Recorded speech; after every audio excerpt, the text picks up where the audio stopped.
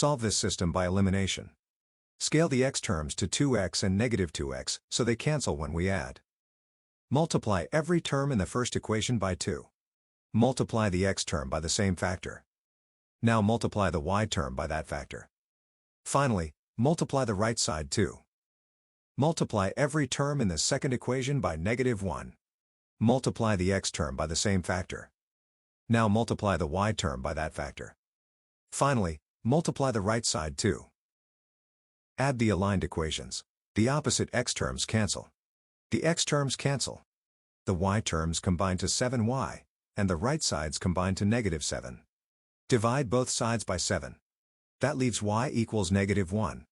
Use y equals negative 1 in the first original equation. Replace y with negative 1.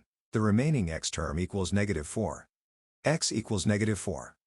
The solution is x equals negative 4 and y equals negative 1. It makes both original equations true.